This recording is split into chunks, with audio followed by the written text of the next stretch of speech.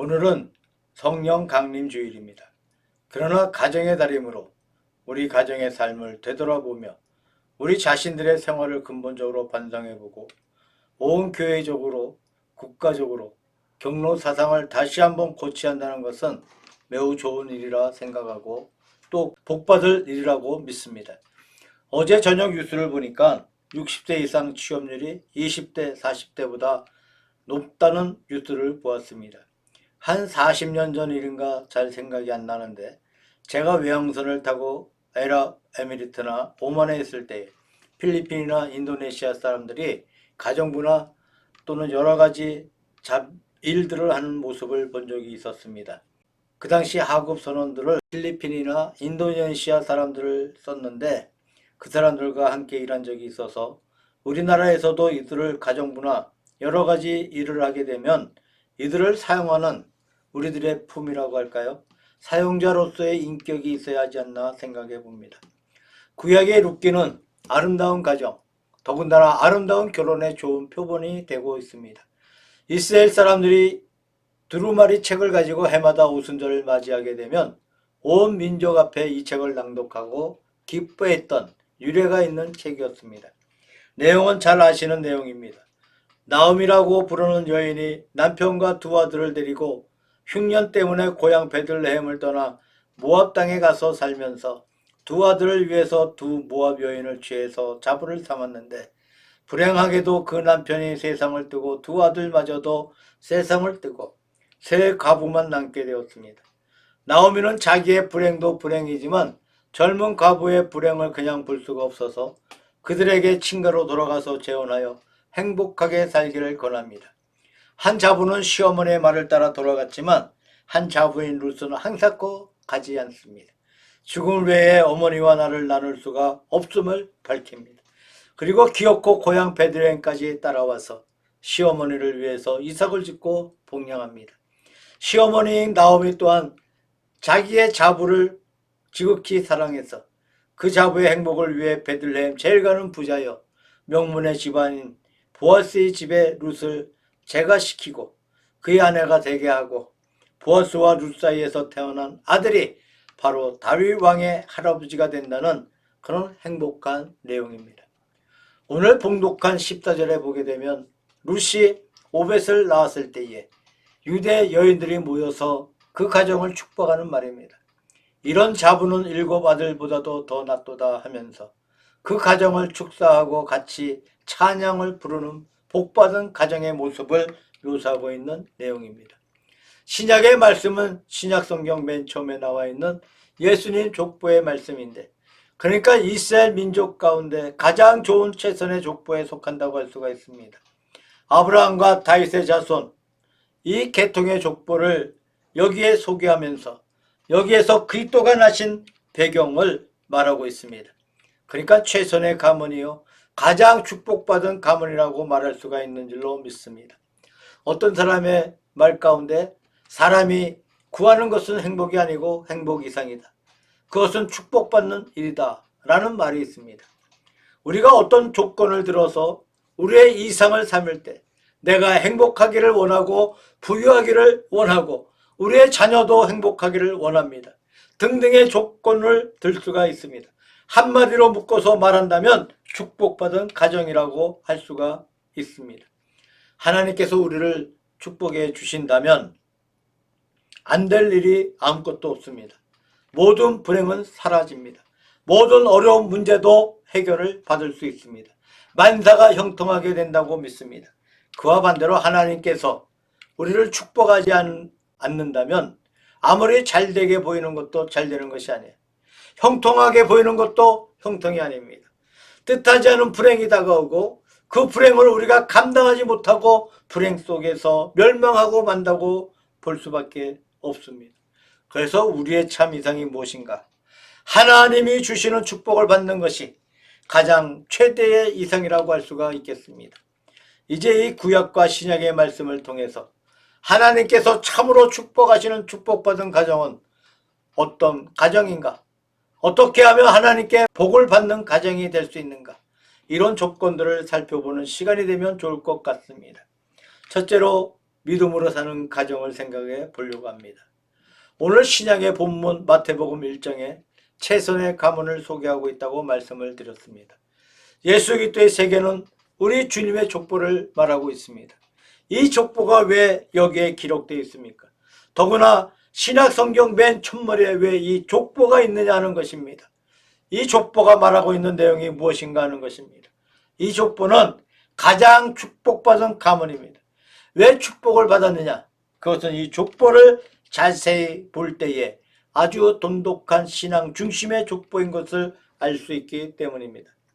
예수님의 조상을 14대, 14대, 14대, 42대로 나열시키고 있습니다만은 그 중에서 대표적인 두 조상이 아브라함과 다윗입니다. 아브라함은 신앙의 조상이라고 불리고 있습니다.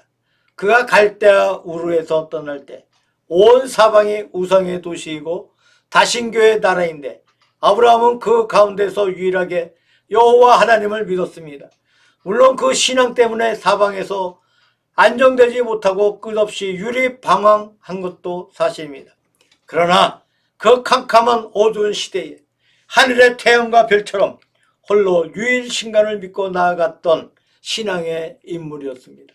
아브라함은 훌륭한 인격자였고 아름다운 양보심을 가졌고 용맹한 사람이었고 가살이 많은 사람이었고 여러 가지 좋은 조건들이 많았습니다. 하지만 아브라함의 핵심적인 조건이 무엇이냐고 묻는다면 그건 바로 믿음입니다. 아브라함에게서 믿음을 제거한다면 아브라함의 존재는 있을 수가 없다고 생각합니다. 그의 부유한 것도 그의 양보심이 많은 관대한 성품도 신앙이 없다면 그것은 다 아무것도 아닌 줄로 생각합니다. 그는 철두철미한 신앙의 인물이었습니다. 예를 들면 창세기 15장에 보게 되면 아브라함이 하나님을 믿음이 하나님께서 그 믿음을 의로 여기셨더라 라고 했어요. 이것이 로마서에서 믿음으로 의롭다 하심을 받는 교리의 구원이 되고 있습니다. 창세기 22장에 아브라함이 자기 아들을 모리아산에 바친 사건이 있습니다. 그야말로 높은 믿음의 행동이었다고 볼 수 있는 것입니다. 그 다음에 다윗입니다. 그는 실수도 많이 했습니다.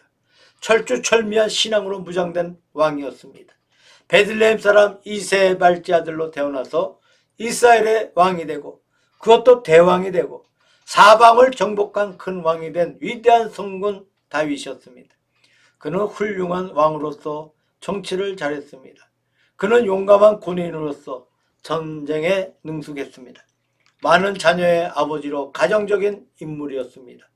또 그는 시인으로서 시편 가운데 대부분을 다윗이 지은 것으로 믿고 있습니다. 그러나 위대한 다윗에게 핵심적인 조건이 무엇이냐고 묻는다면 역시 믿음이었습니다. 다윗에게서 그 믿음을 제거한다면 왕, 장군, 시인 등 어느 것 하나 그에게 아무 소용이 없었을 것입니다. 이 두 분이 조상의 대표로 있는 것은 바로 믿음의 인물이었기 때문입니다. 그런 줄로 생각합니다.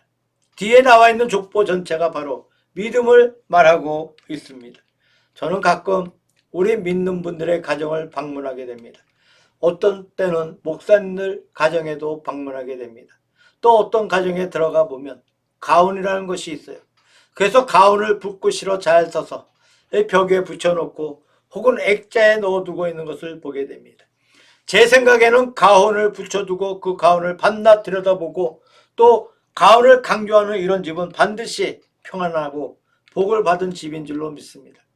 그건 왜 그렇습니까? 무엇인가 목표 있게 살기 때문입니다. 가훈이 있다는 것은 바로 목표가 있다는 말입니다. 가훈이 없이 산다는 것은 그저 되는 대로 산다는 것을 말합니다.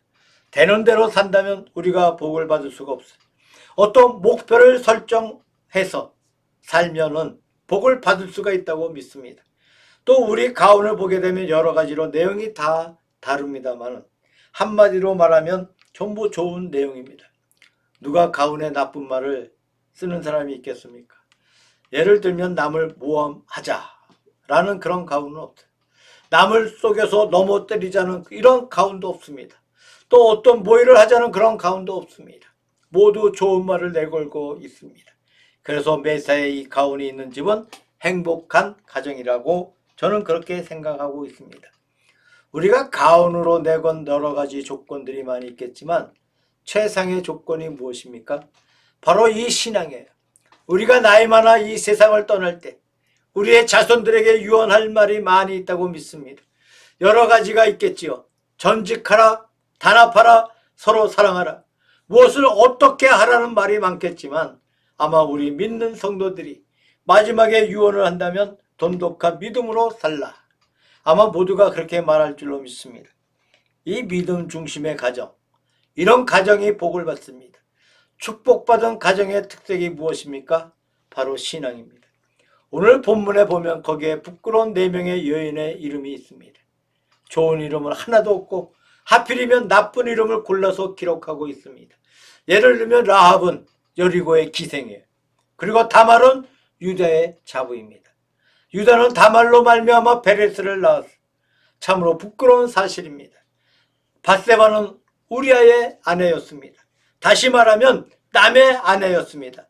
그리고 룻은 오늘 본문 말씀대로 이방 여자여 과부였습니다. 모두가 떳떳하지 못한 그런 여성들입니다. 왜 하필이면 이런 부끄러운 사람들을 골라서 기록하고 있는가? 이것은 무슨 의도가 있는 것인가 하는 그런 말입니다. 유대인들은 대단히 혈통을 높이는 민족입니다. 아브라함의 혈통, 아브라함의 족보, 이것이 바로 그들의 구원의 조건입니다. 우리 한국도 옛날에 대단히 혈통을 높였어요. 소위 반상의 제도라고 해서 양반과 상민의 제도가 있었고 상민들은 그야말로 서러운 일생을 보내야 했었습니다. 그래서 어떤 분은 돈을 많이 들여 양반의 족보를 사서 양반인 척 행사하는 분들도 많이 있었습니다. 또한 소실들의 소생은 서자라고 했는데 이들은 평생토록 햇빛을 보지 못했습니다. 아무리 유능하다고 하더라도 그 유능한 것을 발휘하지 못했어요. 어느 정도 이상을 올라가지 못했습니다. 참으로 일생을 서럽게 살았습니다. 상민이나 서자들이 이렇게 서럽게 살지만 우리 한국에서는 서럽다는 그것이 현재 우리가 살아가는 데 하나 문제입니다. 그런데 유대인들은 혈통이 현세만이 아닙니다. 내세에까지 미치는 것입니다. 현세와 내세의 구원까지 아브라함의 자손이라야 얻을 수 있다고 그들은 그렇게 믿고 있었습니다. 그러나 본문의 족보는 그 개념을 고치기 위한 족보입니다. 최선의 족보인 이 다윗의 족보를 보라고. 여기에 부끄러운 여자가 넷이나 있지 않느냐고. 하물며 그 외의 족보야 더 말할 것이 무엇이냐는 말입니다. 세례 요한의 말처럼 너의 마음속에 아브라함이 우리 조상이라고 생각지 말라. 하나님께서 이 돌로도 능히 아브라함의 자손이 되게 하시리라. 다시 말하면 아브라함의 자손이라는 그 혈통의 가치는 돌멩이보다 못합니다. 이렇게 사실을 부정하는 그 목적이 무엇입니까? 그것은 오직 믿음으로 구원받게 됨을 강조하기 위함입니다. 믿음으로 구원받는 것이지 아브라함의 혈통으로 구원받는 것이 아니라는 이 사실을 가르치기 위해서 부끄러운 여성들을 이렇게 드러내어 전시하고 있는 것입니다. 우리 유교의 도덕은 상강오륜입니다. 아브라함의 핏줄이 이렇게 더러워지고 혼탁해져 있는 것처럼 상강오륜의 도덕이 혼탁하고 타락해 있다고 볼 수밖에 없습니다. 요즘 세상에 상강오륜이 무엇인지도 모르는 분들이 많이 있습니다. 또 안다 해도 그것을 충실히 지키는 분이 몇 사람이나 되겠습니까? 별로 없습니다. 제가 보기에 한 100사람 중 한 사람 정도 있을지 모릅니다. 이 상강오륜의 도덕이 퇴폐했다는 그 말입니다. 이제 상강오륜으로 구원받지 못합니다. 불교의 도는 깨닫는 데 있습니다. 오도 성불함에 있습니다. 깨닫는 것이 나쁜 것은 아닙니다. 그러나 과연 불교도 치고 깨닫는 자가 얼마나 됩니까? 이것은 더 어렵습니다. 우리 구원이 어디에 있습니까? 유대인의 배경으로 아브라함의 피에 있는 것이 아닙니다. 유교적 배경으로 상강오륜에 있는 것이 아닙니다. 불교적 배경으로 깨닫는 데 있는 것이 아닙니다. 오직 믿음에 있습니다.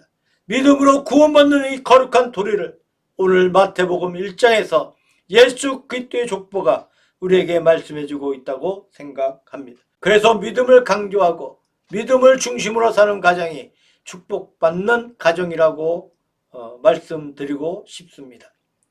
두 번째로 서로 사랑하는 가정이 되자.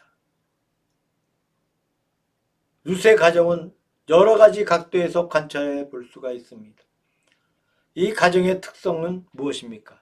아마 서로 사랑하는 가정이었다고 그렇게 생각할 수가 있습니다. 이 사랑은 보통 사랑이 아닙니다. 형식적인 사랑도 아닙니다. 진심에서 우러나오는 사랑이었습니다. 뜨거운 사랑이었습니다. 그래서 아름다운 사랑의 꽃을 피우고 있는 것입니다.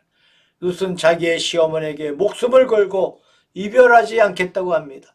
절대로 나오미 혼자 보내기 싫다. 내가 망하고 어려움을 당해도 시어머니를 보호하겠다는 것이 룻의 단호한 결심이었습니다. 그래서 이삭을 주어 시어머니를 복양했습니다.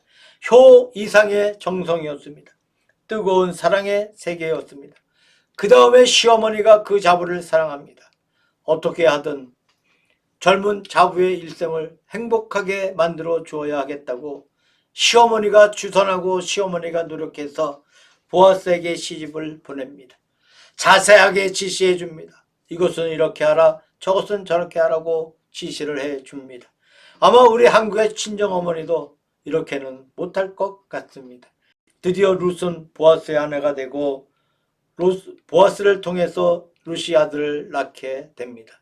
이 아들, 그러니까 나오미에게는 손자가 됩니다. 나오미가 룻의 아들을 안고 얼마나 기뻐하며 감사합니까? 참으로 아름다운 모습입니다.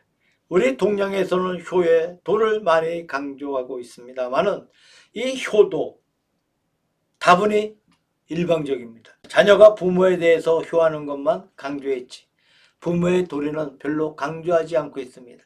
그러나 기독교 윤리는 그렇지가 않습니다. 쌍방의 도리를 말하고 있습니다. 에베소서 5장 골로새서 3장에 보게 되면 자녀들아 너희 부모에게 순종하라. 이것이 옳으니라. 그 다음에 부모들아 자녀를 노엽게 하지 말라. 이렇게 쌍방의 도리를 말씀하고 있습니다.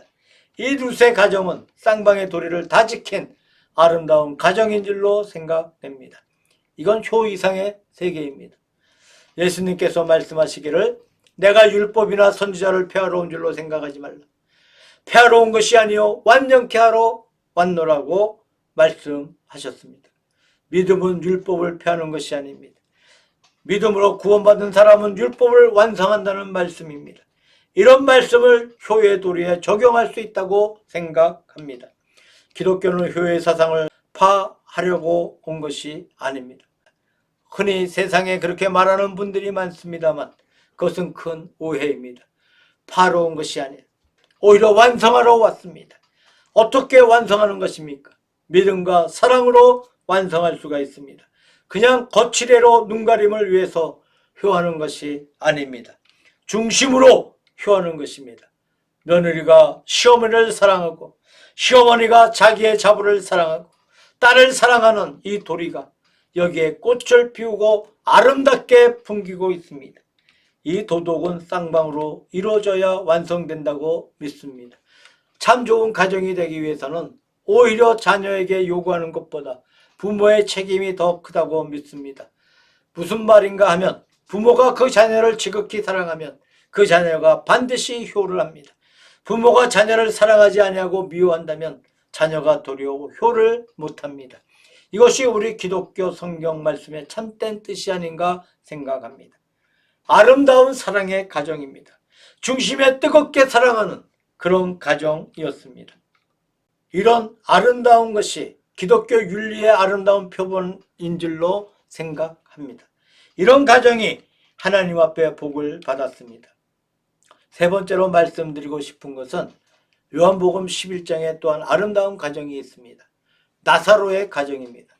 나사로와 마리아와 마르다, 이 삼남매의 가정은 예수님의 사랑을 가장 많이 받은 가정입니다. 아마 주님의 사랑을 가장 많이 받았었는지도 모릅니다. 이 가정은 은혜를 많이 받았어요. 예수님께서 순환주간 때에 이 가정에 머무셨습니다. 나사로가 병들어 죽은 지 나흘 만에 예수님께서 오셔서 그 무덤에서 그를 살려내신 것도 이 가정이었습니다. 그러나 이 가정은 은혜만 받은 그런 가정이 아닙니다. 주님 앞에 봉사하는 가정입니다. 그래서 이 가정에 이름을 붙인다면 봉사하는 가정이다. 그렇게 말하고 싶습니다. 누가복음 10장에 보게 되면 마르다가 음식을 만들어 주님을 대접한 사실이 있습니다. 요한복음 12장에 보면 마리아가 기름을 갖다가 예수님의 발에 붓고 자기의 머리털로 씻은 사건이 있습니다. 예수님께서 또 그 가정에 자주 가서 주무셨어요. 참으로 주님을 위하여 봉사하는 가정이었습니다. 은혜를 받고 만 것이 아니고 받은 은혜를 가지고 주님 앞에 봉사하는 가정이었습니다. 월리엄 캐리라고 불리는 인도의 초대 선교사에게 일생을 통한 그의 목표가 있었습니다. 그것은 하나님께 큰 은혜를 받기를 기대하라. 하나님을 위해서 큰 일을 하기를 도모하라. 이 두 가지입니다. 쉽게 말하면 큰 은혜를 받고 큰 일을 하라는 말입니다. 이 두 가지는 늘 우리 마음속에 있어야 한다고 생각합니다. 가끔 은혜를 받지 않고 일하겠다는 분이 있어요. 자기 마음대로 일한다고 하는 분이 있습니다. 이건 일하는 것이 아니라 오히려 일을 망치는 수가 있습니다. 그리고 은혜는 많이 받았는데 일하지 않는 분이 있어요. 그러면 그 은혜가 사라지게 됩니다. 결국에는 없어지고 맙니다. 은혜를 많이 받고 일을 많이 하는 이것이 우리가 은혜를 유지하는 방법이라고 생각합니다. 누가복음 16장에 부자와 나사로의 부유가 있습니다. 나사로는 죽어서 낙원에 갔어요. 낙원에서 아브라함의 품에 안겨 있고 부자는 음부의 불 속에서 뜨거워하더라는 그런 내용입니다. 이 부자의 잘못이 무엇입니까? 그는 은혜를 많이 받은 분입니다. 부자였습니다. 그러나 받은 바 그 부를 가지고 쓸 줄을 몰랐어요. 우선 자기의 대문간에 나사로라고 하는 거지가 있었습니다. 몸에 헌대가 나서 앓고 있습니다. 배고파하고 있었습니다. 어느 누구 하나 돌봐주지 않습니다. 개가 와서 헌대를 할더라. 떨어지는 상 부스러기를 먹고 살더라. 이 표현은 나사로의 비참한 처지를 말해주고 있습니다. 나사로는 이 부자에게 있어서 한 시험적인 인물이었습니다. 하나님이 자 내가 이 사람을 여기에 둔다. 내가 어떻게 하는가 보자. 그래서 하나님께서 거기에 두신 줄로 생각합니다. 마땅히 그에게 자비를 베풀어야 합니다. 그런데 부자는 본체만치합니다. 전혀 관심이 없었습니다. 그래서 음부에 떨어졌다는 말씀입니다. 우리가 하나님께 받은 은혜를 받고 받은 은혜로 하나님 앞에 갚아 드린다고 하는 것은 소중한 일이라고 생각합니다. 봉사한다는 것은 깊은 의미가 있습니다. 그것은 우리가 봉사함으로 말미암아 더 많은 믿음을 가지게 됩니다. 웨슬레 목사님이 한때 많은 의심이 들었을 때 모라비안 선교사에게 묻기를 내가 어떻게 하면 이 의심을 풀 수가 있습니까? 하니까 대답하는 말이 가서 열심히 봉사하십시오. 그러면 풀릴 것입니다. 라는 것이었습니다. 그래서 열심히 봉사했습니다. 얼마쯤 지나서 보니까 의심이 모두 없어지고 말더라는 그런 일화가 남아 있습니다. 많이 봉사하는 자가 더 많이 은혜를 받고 더 많은 믿음을 가지게 됩니다. 그 다음에 봉사할 때 축복을 받는다는 것입니다. 우리가 받은 축복을 계속해서 유지하는 길이 무엇입니까? 그 축복을 계속해서 쓰는 것입니다. 마치 우물을 길러내면 점점 새물이 나오는 것과 같습니다. 가만히 두면 그 물이 썩고 맙니다. 또한 우리가 봉사하는 가운데 마음의 행복과 즐거움을 느낍니다. 사람은 자기만 위해서 살면 사실 별로 행복을 느끼지 못합니다. 인생의 권태를 느낍니다. 그러나 남을 위해서 봉사할 때 거기에 마음의 참된 기쁨과 새로움과 행복을 느끼게 됩니다. 단테의 말에 지옥은 자기만 위해서 사는 사람이 가는 곳이다 라는 말이 있습니다. 봉사하는 가운데 참된 마음의 평안과 안정을 얻을 수가 있다는 그런 말입니다. 디모데전서 3장 14절에 바울 사도가 디모데에게 목회 서신을 보내면서 내가 하나님의 집에서 어떻게 할 것을 내게 지시하기 위하여 이 편지를 쓴다라고 하면서 목회 서신을 기록하는 동기를 말하고 있습니다. 여기에서 우리가 주목할 것은 교회를 교회라 하지 않고 하나님의 집이라고 부르고 있습니다. 하나님의 집이라는 이 교회의 대명사, 교회의 별명이 바로 목회를 어떻게 하는지에 대한 기본 정신을 가리키고 있다고 생각합니다. 다시 말씀드리면 참 좋은 교회를 만들기 위해서는 집 같은 교회를 만들라는 그 말입니다. 교회가 가정처럼 되면 최고의 교회입니다. 이 말을 한번 뒤집어서 생각해 보겠습니다. 집이 어떤 집이 되어야 좋은 집이 되겠습니까? 우리의 집이 교회같이 될 때 우리의 집이 참 좋은 집이 될 수 있습니다. 교회를 가정처럼, 가정은 교회처럼 여기에 건전한 교회의 모습이 있다고 보고 있습니다. 또 건전한 가정의 모습이 있다고 생각합니다.